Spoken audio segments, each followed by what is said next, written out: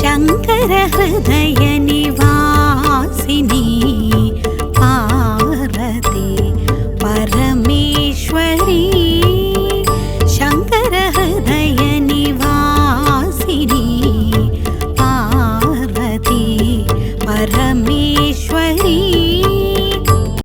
జై జగన్మాత బగళాముఖి. ఓం క్రీం బగళాముఖి వరదే సర్వసౌభాగ్యప్రదాయిని సమస్త భక్తానాం సర్వాభీష్టం సాధయ సాధయ క్రీం ఓం స్వాహా. ఇది ఒక హస్బెండ్ వైఫ్ ఇద్దరి యొక్క జాతకం. అంటే పూర్వ నక్షత్రంలో పుట్టిన లేడీ 44 ఏళ్ల వయసు, ఉత్తర ఫాల్గుణ నక్షత్రంలో పుట్టిన భర్త వయసు 52 సంవత్సరాలు. ఒకరోజు వీళ్ళు ఆన్లైన్లో జాతకం చూపించుకున్నారు. జాతకం చూసినప్పుడు ఆయన ఏమడిగారంటే, అంటే ఈ హస్బెండ్ వైఫ్ ఇద్దరూ కలిసి జాతకం కోసం వచ్చారు. ఆన్లైన్లోకి వాళ్ళిద్దరూ వచ్చారు. నార్త్ నుండి వచ్చారు, బాంబేనో ఏదో చెప్పారు, అక్కడ నుండి ఆన్లైన్లోకి వచ్చారు. అప్పుడు వాళ్ళేం చెప్పారంటే, జాతకం చూసి ఫలితం చెప్పడానికి ముందు వాళ్ళు ఏమన్నారంటే, స్వామి మాకు చేతబడి జరిగింది, ఆ చేతబడిని ఉపసంహరించాలంటే మీరు తాంత్రిక పూజలు చేస్తారని విన్నాము, కాబట్టి మా చేతబడిని ఉపసంహరించాలి, అదే మాకు ముఖ్యం అని అన్నారు. అప్పుడు నేనేమన్నానంటే, జాతకమే ఇంకా చూడలేదు, ఇప్పుడే చేతిలోకొచ్చింది, కానీ వీరేమో చేతబడి జరిగిందని అంటే అదెలా కరెక్ట్ అవుతుంది? చేతబడి జరిగిందా అంటే జాతకం చూసినా తెలియదు, దానికొక సిమ్టమ్ మాత్రమే ఉంటుంది, ప్రశ్న అడిగితేనే కరెక్ట్గా తెలుస్తుంది. లేదు, మేము చాలా చోట్ల జాతకం చూశాము, ప్రశ్న పెట్టాము, అప్పుడు అన్ని చోట్ల చేతబడి జరిగిందనే చెప్పారు, కాబట్టి చేతబడిని మీరు సరిచెయ్యాలి. ఇద్దరూ ఒకే విధంగా చెబుతున్నారు. నేనన్నాను, ఓకే, ముందుగా నన్ను జాతకం చూడనివ్వండి, కొంచెంసేపు మీరు మాట్లాడకుండా ఉండండి, జాతకం చూడనివ్వండి, జాతకం చూసి ఫలితం చెప్పిన తర్వాత, ఇందులో ఉన్న మ్యాటర్ చెప్పిన తర్వాత మీరు ఏం అడగాలనుకుంటున్నారో, ఏం మాట్లాడాలో నాతో మీరు మాట్లాడొచ్చు అని అన్నాను. ఓకే అని వాళ్ళు కూడా ఓకే చెప్పేశారు. తర్వాత జాతకం పూర్తిగా చూశాను. అంటే అదేమిటంటే, ఒక్కో దశాకాలం గురించి కాదు, జనరల్గా జాతకం చూసేసి నేను ఏం చెప్పానంటే, ఈ జాతకం ప్రకారం ప్రశ్న పెట్టాల్సిన మ్యాటర్ ఉంది, కానీ మీరు నేరుగా వస్తే మరింత బాగుంటుంది అని అన్నాను.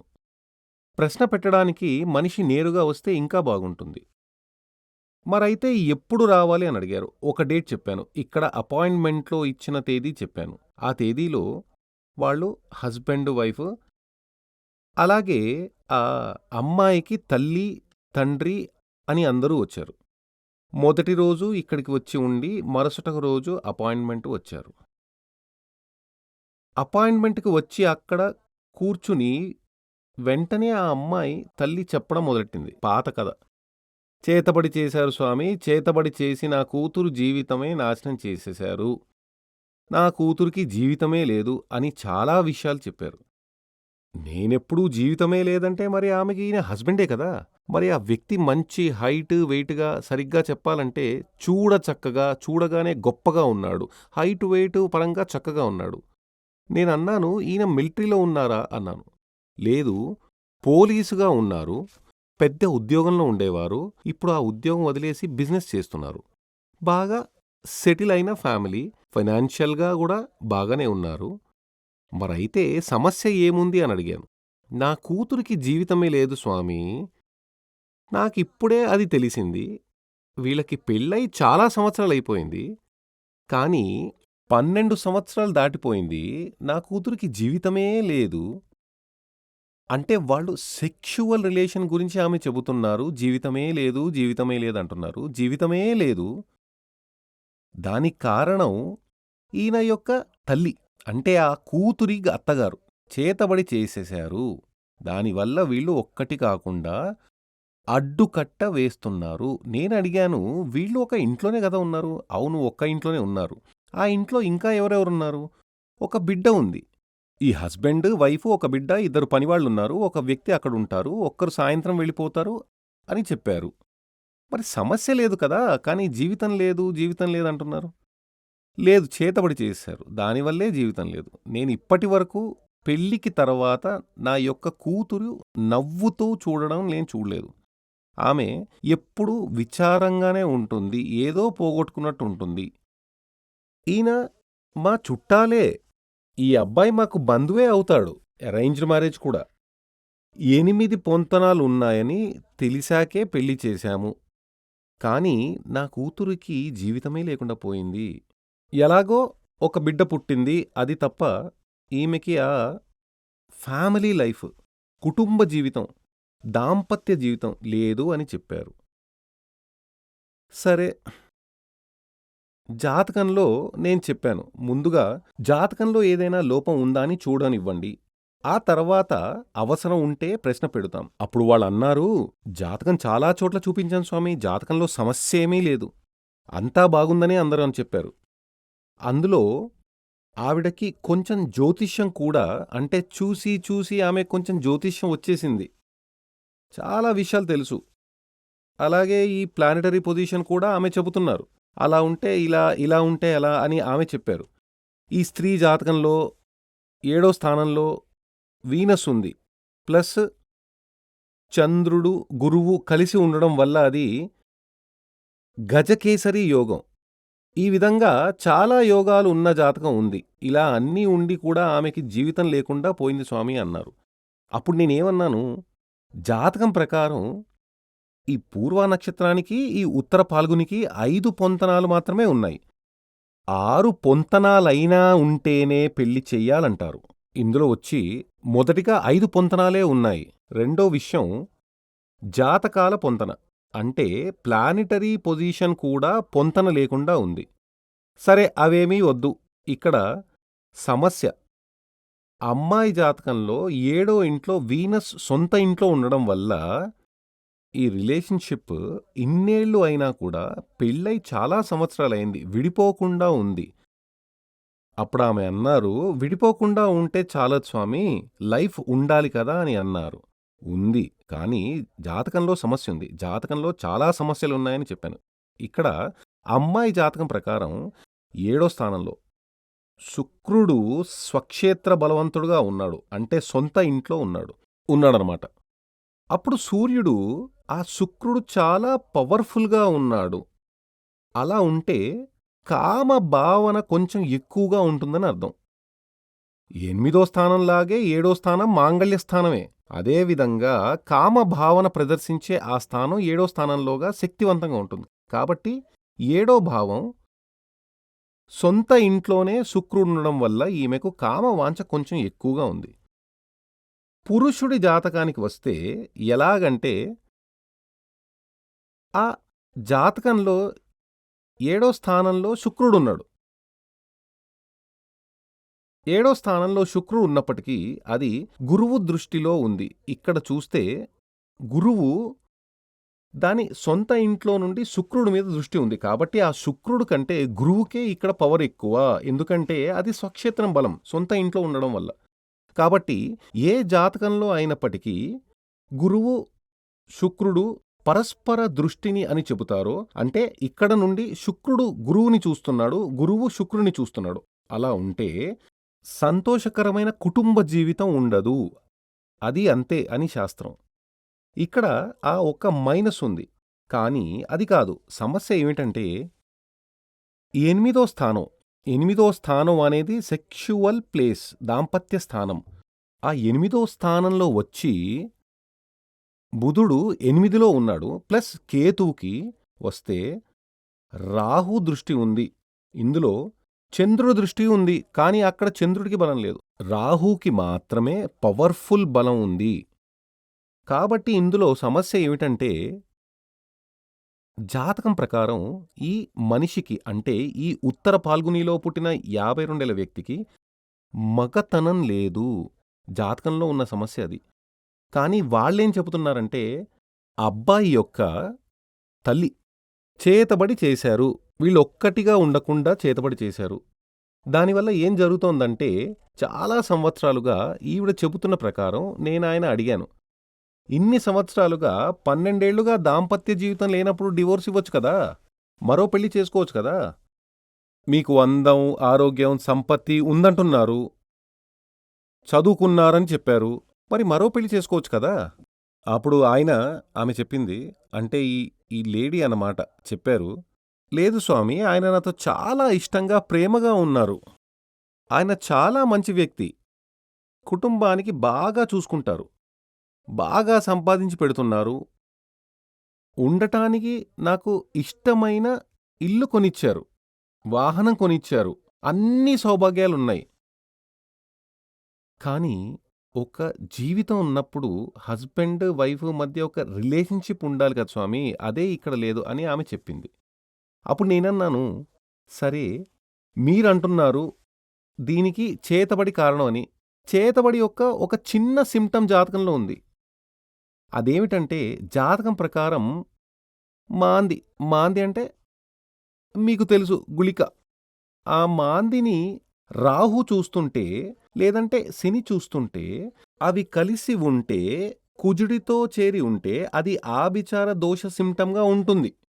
ఆభిచార అంటే చేతబడి. చేతబడి జరిగిందనేది ప్రశ్న పెట్టి చూస్తూనే తెలుస్తుంది. చాలామంది చేతబడి జరిగింది, చేతబడి జరిగింది అంటూ మూఢనమ్మకంతో అంటూ ఉంటారే తప్ప, నిజానికి అలాంటిదేమీ ఉండదు. అప్పుడు నేను చెప్పాను, సరే ప్రశ్న పెడదాం. మీరు కాసేపు బయట కూర్చోండి. ఎవరితో అన్నాను? ఆ తల్లి, తండ్రి వాళ్ళ అమ్మాయితో కాసేపు బయట కూర్చోండనన్నాను. ఆ వ్యక్తి కూడా పైకి లేచాడు. అల్లుడు, మీరు కూర్చోండి అని అన్నాను. సరే ఆయన కూర్చున్నాడు. మిగిలిన ముగ్గురు బయటకు వెళ్లారు. అప్పుడు నేనడిగాను, ఇప్పుడు నేను మీతో కొన్ని విషయాలు గురించి అడుగుతాను. మీరు ఏదీ దాచకుండా అన్నీ నిజాలే చెప్పాలి. ఎందుకంటే ఇది శాస్త్రం. శాస్త్రం నేను చదివాను.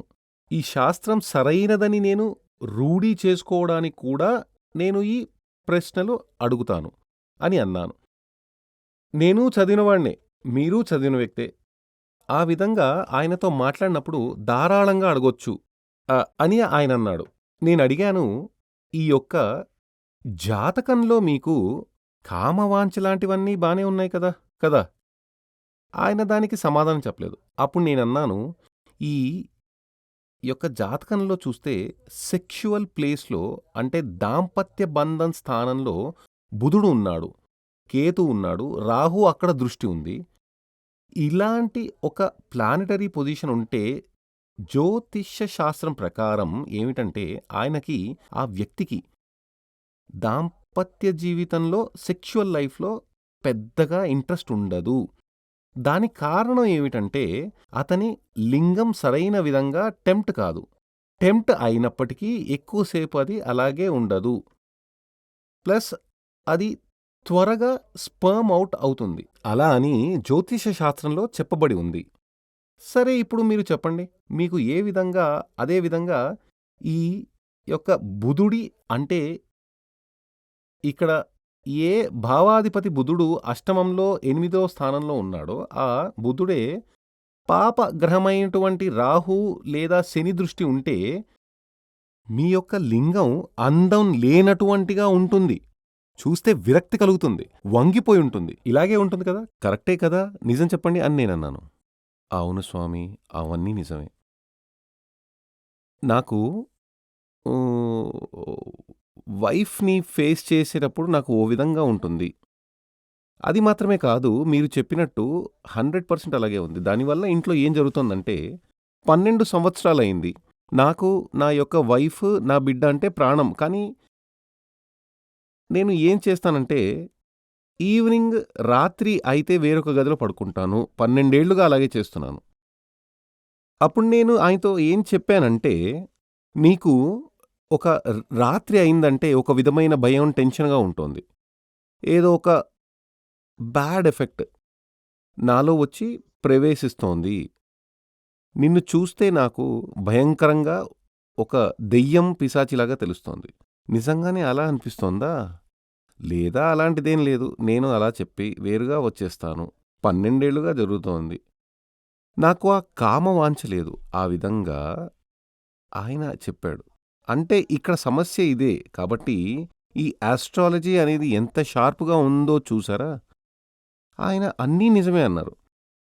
కానీ ఇది నాకు ఆ పవర్ లేదు. నిన్ను తృప్తి పరచగల పవర్ నాకు లేదు. సెక్షువల్‌గా నిన్ను తృప్తి పరచగల పవర్ నాకు లేదు. మగతనం తక్కువగా ఉంది. నా యొక్క లింగం అందంగా లేదు. కాబట్టి నాకు చాలా సిగ్గుగా ఉంది. ఇలా చాలా విషయాలున్నాయి. కాబట్టి నేను ఏం చేస్తానంటే, ఈవినింగ్ అయినప్పుడు నాకు బ్యాడ్ ఒక శక్తి చెప్పాలంటే ఒక డెవిల్ నా యొక్క శరీరంలో ప్రవేశించినట్టుగా నాకనిపిస్తుంది. అది ఖచ్చితంగా మనోవ్యాధే. జాతకంలో చూస్తే చంద్రుడి యొక్క నీచ రాశిలో మాంది ఉంది. అది మాత్రమే కాకుండా చంద్రుడితో కలిసి రాహు ఉంది. ఇదివరకు అనేక వీడియోల్లో నేను చెప్పాను. చంద్రుడితో మాంది కలిసి ఉంటే, లేదా చంద్రుడి యొక్క నీచ రాశిలో మాంది లేక రాహు ఉంటే, చంద్రుడితో కలిసి మాంది ఉంటే, చంద్రుడితో కలిసి రాహు ఉంటే, లేదా రాహు దృష్టి ఉంటే, చంద్రుడు నీచంగా ఉంటే మనోవ్యాధి కలుగుతుంది. డిప్రెషన్ కలుగుతుంది. అది ఇంతకుముందు అనేక వీడియోల్లో చెప్పాను. ఈయనకు కొంచెం మనోవ్యాధి కూడా ఉంది. ఒకటి ఈయనకి వచ్చి మగతనం అనేది లేకుండా ఉంది. అదేవిధంగా లింగం సరైన విధంగా అందంగా ఉండేది కాదు. ఇంకా ఈ జాతక ప్రకారం కొంచెం మనోవ్యాధి కూడా ఉంది. అదే ఇక్కడ సమస్య. అప్పుడాయనన్నారు, నాకు నా వైఫ్ మరియు బిడ్డ కావాలి. నేనడిగాను, మీ అమ్మే మీకు చేతబడి చేసిందని మీరెందుకు చెబుతున్నారు? అలా చెబితేనే వాళ్ళు నమ్ముతారు. చాలా చోట్ల చూసినప్పుడు అలా చెప్పినట్టు ఆమే చెబుతోంది. నేను ఆ మాటకే సపోర్టు వెళ్తున్నాను. అంటే ఫ్యామిలీలో అంతా బాగుంది. ఈ రిలేషన్‌షిప్ మాత్రమే ఫిజికల్ రిలేషన్‌షిప్ మాత్రమే లేదు. ఫిజికల్ రిలేషన్‌షిప్ లేకపోతే ఇక పెళ్లి చేసుకోవడమే ఎందుకు? అది మాత్రమే కాదు. స్త్రీ జాతక ప్రకారం కామవాంఛ ఎక్కువగా ఉన్న జాతకం.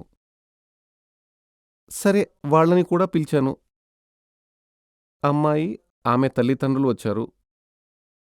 వాళ్ళతో ఏం చెప్పాలో తెలియలేదు. వాళ్ళకి ప్రశ్న పెడితే వెంటనే వాళ్ళు చెప్పేది చేతబడి జరిగిందనే. సరే, ప్రశ్న పెట్టాను. ప్రశ్న పెట్టి చూసినప్పుడు జాతకంలో చేతబడి సింప్టమ్ ఉంది కానీ ప్రశ్నలో చేతబడి అనేది ఏదీ కనిపించలేదు. లేదు, జాతకంలో దోషం ఏదీ లేదు అని చెప్పాను. తరువాత ఇందులో నుండి కొంచెం తప్పించుకుని రావాలి కదా! అంటే ఆయన కాపాడాలి. అంటే ప్రశ్నలో ఏం తెలుస్తోందో అది మాత్రమే మనం చెప్పాలి తప్ప, మన ఇష్టప్రకారం ఏదేదో చెప్పకూడదు. అలా చేస్తే ఆ బండి ఎక్కువ రోజులు నడవదు.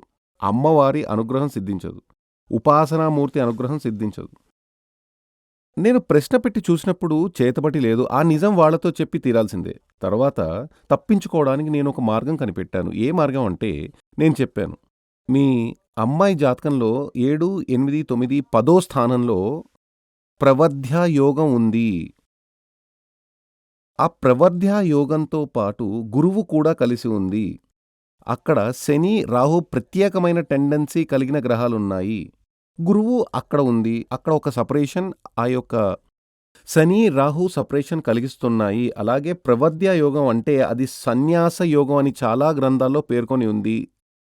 నేను దాని గురించి ఒక రిసర్చ్ చేస్తున్నాను. కానీ పెద్ద పెద్ద స్వాముల జాతకాల్లో చూస్తే వాళ్ళకి ప్రవర్ధ్యా యోగం లేదు. కాబట్టి ఒకవేళ ఈ ప్రవర్ధ్యా యోగం కారణంగా జరిగి ఉండవచ్చు. ఆమె యొక్క భర్త ఆమెతోనే ఉన్నప్పటికీ ఆమెకి జీవితం లేకుండా ఉంది. కానీ నేను చెప్పాను, తర్వాత కూడా ఆ సమాధానం వాళ్ళకి తృప్తి కలిగించలేదు. ఇక్కడ చూడండి, నేను దాచిపెట్టినట్టుగా ఒక అబద్ధం చెప్పాల్సి వచ్చింది. ఆ అబద్ధం చెప్పకపోతే ఆ వ్యక్తికి షేమ్‌గా ఉంటుంది. చేతబడి జరిగిందని చెబితే అది నేను నా యొక్క వృత్తిని, ఈ ఆస్ట్రాలజీ శాస్త్రాన్ని, ప్రశ్నా శాస్త్రాన్ని అబద్ధంగా చెప్పినట్టు అవుతుంది. ఇక్కడ ఆయన కాపాడాలి, శాస్త్రాన్ని కాపాడాలి, శాస్త్రంలో చూసిన దాన్ని అలాగే చెప్పాలి కూడా. కాబట్టి చివరికి ఈ మార్గం ఒకటే మిగిలింది, ప్రవర్ధ్యా యోగం. ఈ ప్రవర్ధ్యా యోగం ఉండడం వల్లే ఇలా జరిగింది. కాబట్టి నువ్వేం చేస్తావంటే, ఇప్పుడు మీరు ఒక మంచి డాక్టర్ని కలవాలి. ఈయనకి కొంచెం మనోవ్యాధి ఉంది. రాహు, చంద్రుడు కలిసి ఉండడం వల్ల కొంచెం మనోవ్యాధి ఉంది. మంచి డాక్టర్ని కలవండి. అంటే ఒక సైకియాట్రిస్ట్ని కలిసి ముందుగా చికిత్స చేయించండి. అని చెప్పాను. అవన్నీ ఆల్రెడీ చేసేశాం స్వామి.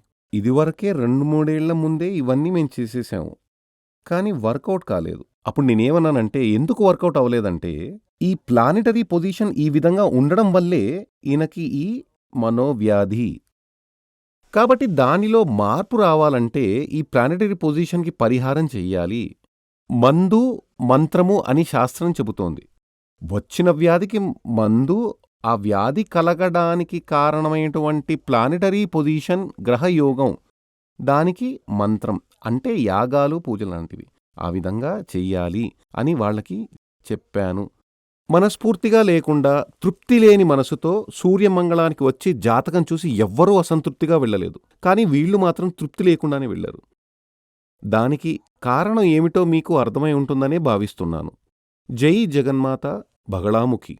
ఓం క్రీం బగళాముఖి వరదే సర్వసౌభాగ్యప్రదాయిని సమస్త భక్తానాం సర్వాభీష్టం సాధయ సాధయ క్రీం ఓం స్వాహా. శ్రీ సూర్యమంగళం అద్వైత వేద విద్యాపీఠంలో తాంత్రిక పూజల్లో సిద్ధహస్తులైన ఎందరో ఆచార్యులు అమావాస్య, పౌర్ణమి రోజుల్లో ప్రత్యేక యాగాలు నిర్వహిస్తారు.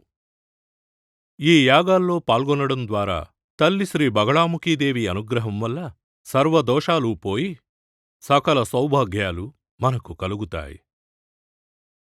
శ్రీ సూర్యమంగళం అద్వైత వేద విద్యాపీఠం జ్యోతిష్యం, ప్రశ్నలు, వాస్తు, తాంత్రిక పూజలు మరియు వేదయాగాలు నిర్వహిస్తారు. సంప్రదించవలసిన నంబర్ 7305442299 7305442299. చెన్నై, కోయంబత్తూర్, బెంగళూరు, హైదరాబాద్, విజయవాడ, ఢిల్లీ, ముంబై, తిరునల్వేలి, టెక్సాస్.